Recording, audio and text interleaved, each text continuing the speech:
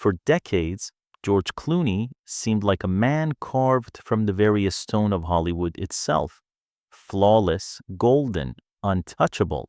He had everything the world could ever dream of. Fame that stretched across oceans, the kind of beauty that cameras adored, and a voice that could turn charm into poetry. And when he found the woman who made him believe in forever, it seemed as if even time itself had surrendered to their love. But behind those perfect photographs, the effortless smiles, the candlelit dinners, the laughter that echoed through Venetian nights, something darker began to take root. A silence, a distance, a quiet unraveling that no one, not even those closest to him, could quite explain. When George finally broke that silence, the truth he revealed wasn't cinematic. It wasn't glamorous. It was raw, fragile, and heartbreakingly human. For years, George Clooney was Hollywood's eternal bachelor, the charming rebel who claimed he'd never marry again after his short and painful union with actress Talia Balsam in the early 1990s. He used to joke about it, saying he simply wasn't built for marriage. While his friends settled down, George filled his life with film sets, humanitarian causes, and late-night laughter echoing through the hills of Los Angeles. To the public, he appeared perfectly content, a man who had mastered a solitude. But behind that confident grin was a quiet loneliness that fame could never heal. Then, in the summer of 2013, destiny intervened. At his villa on Lake Como, a mutual friend introduced him to someone who wasn't impressed by fame, a woman whose brilliance eclipsed the dazzle of Hollywood. Amal Alamuddin, a respected human rights lawyer educated at Oxford and NYU, walked into his home and, as George would later confess, everything changed. Their connection was instant, not a spark, but a steady flame that burned brighter with each passing day. By April 2014, George was on one knee in his kitchen, nervously waiting as Amal opened the drawer where he had hidden the ring. When she nearly missed it, he laughed through the tension, pleading, "I'm 52 years old and my knee's about to give out." She said yes, and that September, Venice, the city of love and illusion, became their stage. Surrounded by friends, cameras, and the whole watching world, George Clooney, the man who once vowed never to marry again, said, "I do." For a time, it truly was a fairy tale. He traded cocktail nights for quiet mornings and scripts for bedtime stories. When their twins, Ella and Alexander, were born in 2017, he called it the greatest moment of my life. Together, they built a legacy of intellect and compassion, founding the Clooney Foundation for Justice, blending glamour with purpose. She argued before the United Nations he directed stories that challenged the powerful. They seemed unbreakable, the perfect marriage of elegance and meaning, but even fairy tales have shadows waiting just beyond the light. By 2025, George and Amal had been married for more than a decade, a lifetime by Hollywood's fleeting standards. To the public eye, they were still perfection personified, red carpets, laughter, and photographs that spoke of harmony. But behind the glow of flashbulbs, something had quietly shifted. Amal had accepted a teaching position at Oxford University, guiding young legal minds while continuing her global human rights work. George, meanwhile, prepared for his long-awaited Broadway debut in Good Night and Good Luck. For the first time in years, they weren't just emotionally distant, they were living on different continents. Insiders whispered that this wasn't the usual distance between two ambitious people. It was deeper, a quiet trial separation that neither wanted to admit. Amal stayed in England with the twins, surrounded by academia and purpose. George spent his nights in New York, alone after curtain calls, the applause fading into silence, a glass in hand he had promised himself he no longer needed. It hasn't been easy being this far apart, one friend confided. They're not fighting, they're just fading. George had once proudly told CBS Mornings that he and Amal never argued. We still haven't found anything to fight about, he smiled. It sounded perfect. But relationship experts later warned that such harmony could hide something fragile: silence. Because when couples stop disagreeing, they also stop speaking their truth. Amal's days were filled with lectures and international cases. George admired her deeply, but admiration soon carried the sting of inadequacy. She's 17 years younger, he told the New York Times. She's brilliant. I was lucky she even looked at me. What once felt charming had become a gap, one that time and distance widened with each passing month. And then came the night that would quietly break everything they tried to hold together. The breaking point didn't arrive in fury or betrayal. It came quietly, wrapped in laughter, champagne, and applause. In June 2025, George Clooney and Amal attended the Tony Awards in New York. To the world, they looked flawless, elegant, composed, radiant beneath the lights. They smiled for cameras, exchanged tender glances, and for a moment, the illusion of perfection seemed real again. But that night, as celebration blurred into escape, something inside George cracked. After years of restraint, years of proving he had outgrown the wildness of his youth, he slipped. He decided, just this once, to catch up on all those nights he'd missed. Later, in an Esquire interview, he would admit, half laughing, half ashamed, I ended the night like a high school drunk. The world found it charming. Amal did not. For her, it wasn't about one night of drinking. It was about what it meant. She had fallen in love with the man who had moved beyond the chaos, the man who had become a father and a partner she could depend on. And hearing him joke about being dumb drunk reopened wounds she thought had healed long ago. According to friends close to the couple, Amal confronted him calmly but firmly. She told him that his drinking wasn't something she could ignore. Those words, so simple, cut him to the bone. For a man who had built his identity on control, being called out by the woman who once called him her anchor felt unbearable. In the weeks that followed, they retreated to their $8.3 million estate in Provence, hoping the olive trees and quiet vineyards would heal what had broken. But silence has a way of echoing louder than words. Amal buried herself in work. George wandered the gardens rehearsing lines for Broadway. Dinner conversations turned polite, restrained. Two people sitting together yet living apart.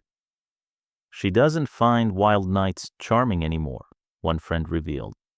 She's got 2 kids, a career, and a sense of order that George doesn't always share.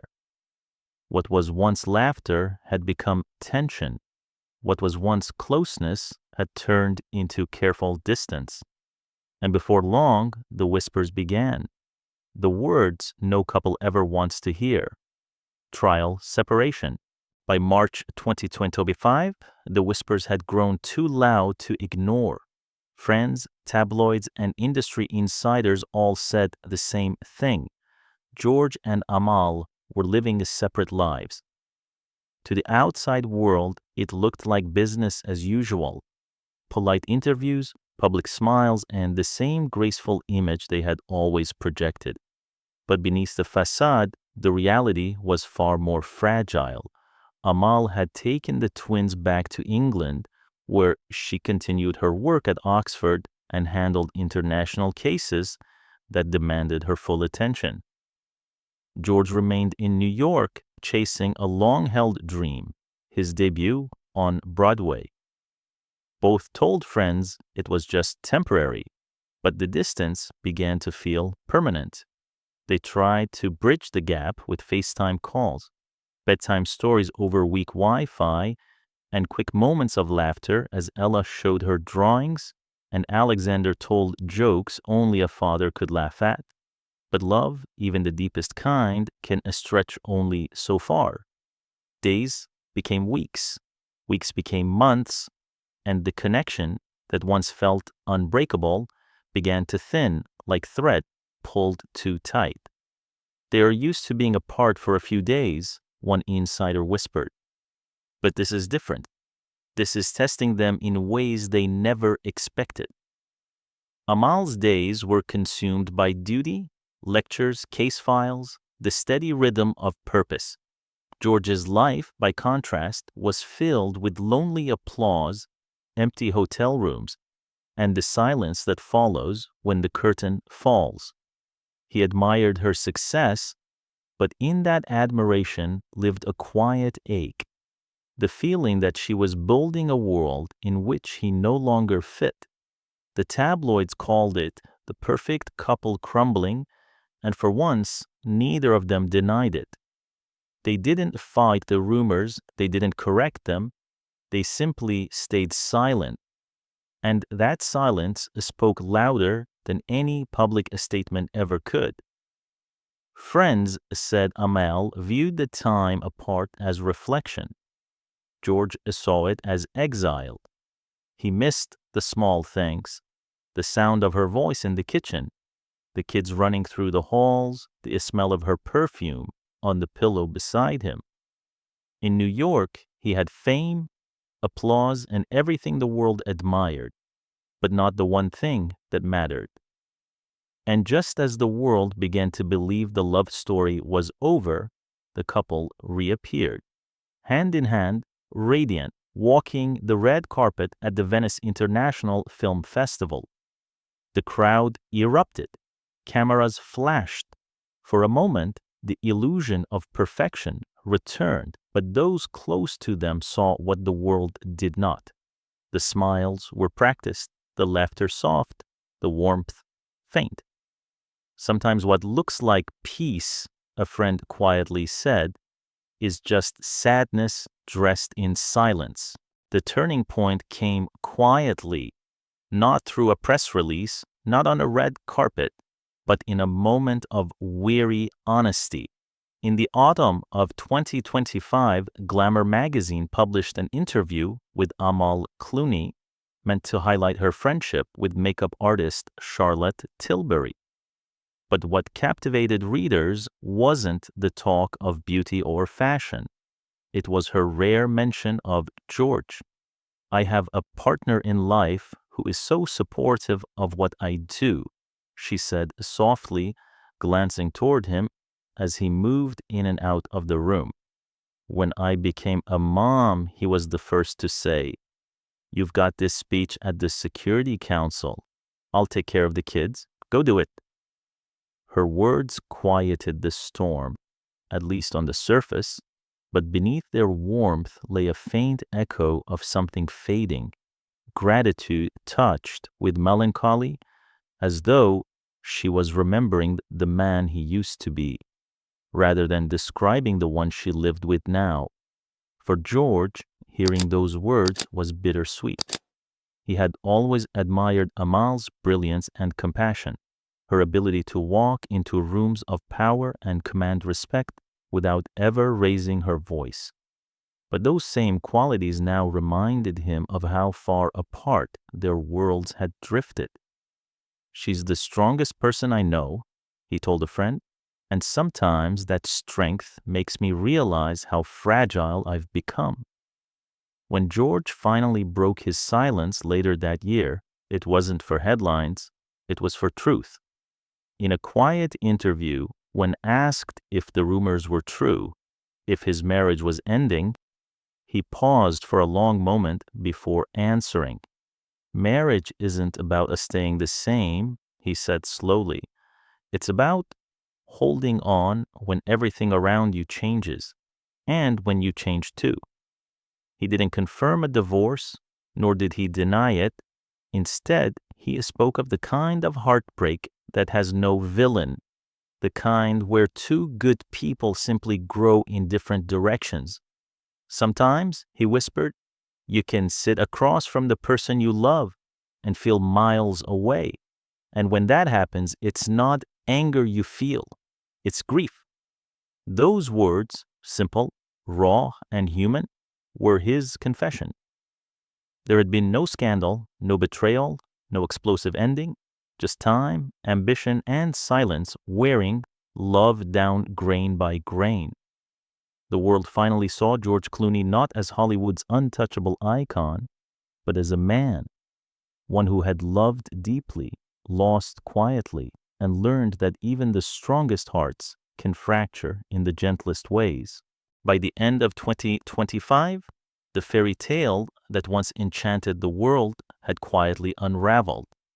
There was no grand announcement, no divorce headline, only subtle changes that spoke volumes. Gone were the playful interviews, the teasing smiles, the easy laughter they once shared. In their place were shorter answers, longer pauses, and a kind of calm that felt heavy. Friends said they had reached an understanding, not out of anger, but acceptance. Amal continued her work at Oxford, raising Ella and Alexander in the gentle calm of the English countryside. George stayed mostly in Provence, dividing his days between the vineyard, quiet directing projects, and his Broadway commitments. They still spoke, often about the children, sometimes about work, but rarely about them. They both love their children deeply, one longtime associate said, but they've realized they can't live the same kind of life anymore. She thrives on structure and purpose. He thrives on freedom and reflection. At 64, George could feel time pressing down on him. The mirror no longer reflected the effortless charmer of the past. The lines etched around his eyes told stories of laughter, sorrow, and the sleepless nights. His knees ached after performances, and the exhaustion lingered longer than it once had. Amal, meanwhile, seemed to glow with a steady confidence, still radiant, still moving forward with determination. He used to be the one racing ahead, she the calm at his side. Now she was the one sprinting toward the future, while he walked slowly behind, carrying the weight of memory. Their villa in Provence, once alive with laughter and music, became a refuge for reflection. At dusk, George would wander the olive groves with a glass of wine, not to celebrate, but to remember. The night air carried whispers of what once was, the nervous proposal, the shared dreams, the quiet joy of watching their twins asleep. I think I just wanted to prove I could be someone's forever, he told a close friend one evening. But forever is harder than I thought. And yet, amid the melancholy, there were still small miracles. During school breaks, the twins visited him, their laughter filling the quiet halls once more. Amal still called, still cared, though her tone was now measured, formal. They spoke of the children, of life, of schedules, but avoided the one word neither could bring themselves to say, goodbye. Some say they were still together, quietly rebuilding what time and distance fractured. Others whisper that the separation has quietly become permanent, only waiting for the right moment to be announced. But perhaps George and Amal's story was never about endings at all. Perhaps it's about the cost of love, what it takes to hold on when everything tries to pull you apart. A reminder that even the most perfect stories can break softly, and that sometimes survival isn't about staying together, but about letting each other be free. By the time the world stopped watching, George Clooney had already learned the hardest lesson of all, that even the most beautiful love stories don't always end in applause. Sometimes they simply fade into quiet understanding. He once said that what frightened him most wasn't failure, but forgetting who he was when the lights went out. And in those quiet evenings in Provence, surrounded by olive trees and memories, he began to understand what he truly feared losing: not fame, not fortune, but the feeling of belonging to someone who saw beyond the legend. Maybe that's what love really is: not the wedding in Venice, not the red carpets or the glamour, but the small moments that no camera ever captured. A shared smile in the kitchen, a whispered promise before sleep, a child's laughter echoing through the house. For Amal, life continued with the same grace and purpose that had always defined her. She remained the brilliant advocate for justice, the woman who carried both strength and empathy in equal measure. And for George, life became something softer, slower, a reflection of what had been and what might still be. "I don't know if forever exists," he once told a friend quietly, "but I do know that love, real love, leaves something behind. Even when it's gone, it stays with you." Perhaps that's the truth he meant when he finally broke his silence.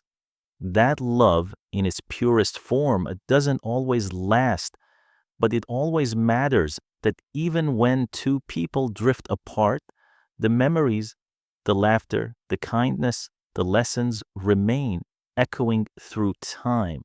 And maybe somewhere between Oxford and Provence, between the distance and the devotion, they both found peace, not as husband and wife, but as two souls who had shared something rare.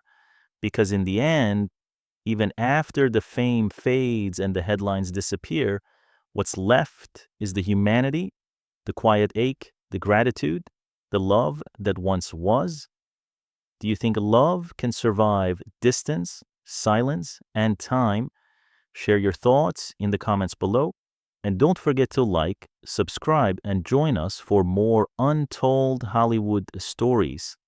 The kind that remind us that behind every legend, there's a heart that once broke and still remembers how to love.